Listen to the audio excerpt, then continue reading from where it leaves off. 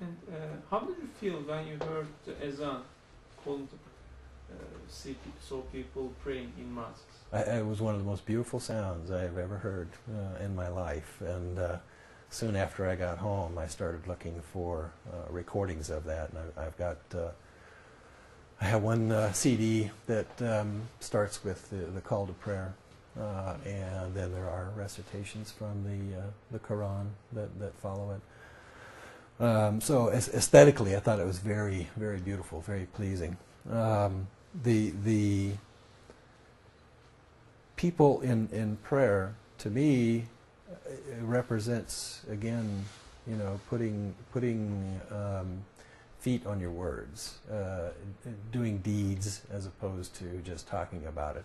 I think it takes a tremendous amount of dedication to pray 5 times a day, and to make it to the mosque especially, to pray.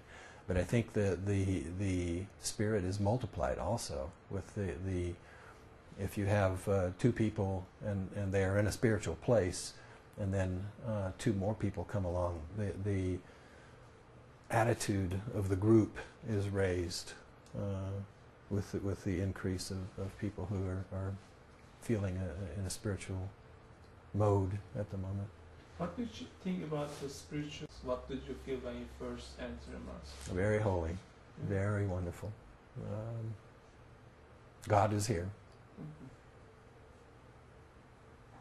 And a few days ago, unfortunately, a French newspaper published a caricature about Prophet Muhammad, peace upon him, depicting him as a bomb, which created a big disappointment in the Muslim world. What's your reaction about that? I had not heard about that, and I read the article in the 100%. But that still doesn't mean that you can't yell fire in a crowded audience, in a crowded theater. I thought it showed extremely bad taste and insensitivity to other people's beliefs. And I don't think, I did read this morning that in general the American public does not like this kind of treatment, these kind of cartoons. And I think that if the role were reversed and it were Jesus that were portrayed in these derogatory ways, that there would be an outrage never heard before. So I have one letter written to the editor of the Oklahoma Gazette, and I need to go back after I've put some thought into it and finish that up. But my intention is to write a letter to the editor of the Gazette expressing my dismay at this kind of insensitivity and poor choices. What do you plan to write in your letter for regarding this caricature? I think everything that I just mentioned.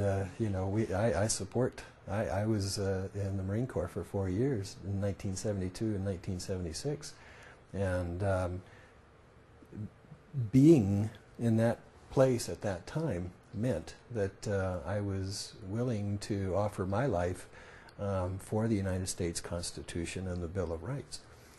And those are not just, you know, American values. Those are not just values in the United States. These are worldwide values. Everybody wants to have the freedom of speech, but you still have to exercise good choice. You know, this was so insightful. You know, why would you pour gasoline on a smoldering fire? Just absolutely insane. You know, this is not dialogue. This is diatribe, or this is you know, polemics. This is not going to help anything. This is going to cause great harm. So, what do you think? What we should do after these caricatures? Like, given that these actions, these poor decisions, widens the gap between people of faith. What are the actions that the faithful people should take following these poor choices? I would like to see the heads of all the major religions, first of all, denounce that kind of, officially denounce those cartoons. And also the United States government. I would like to see the United States government. I would like to see President Bush on television, or Dick Cheney renouncing this kind of bigotry and nonsense. And if you had a chance to meet with Fethullah Gulen, what would you want to tell him? What would be your message? Oh, thank you. Count on my support. I made a commitment to myself and a few other people while we were still in Turkey that I am part of this community. I believe in what Fethullah Gulen is doing. I have something of a relationship with Barbara Boyd, back and forth a couple of times after we got back, and I know that she is sponsoring a Gulen conference in November, and I want to make sure that I'm involved and helping in that.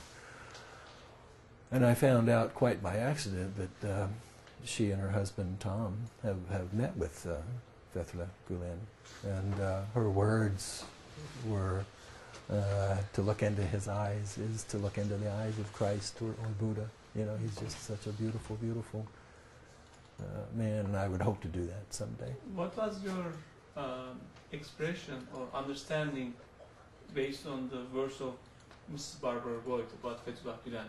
What did you understand from her understanding? Well, I think it was more affirmation. I trust Barbara because I know Barbara a little bit.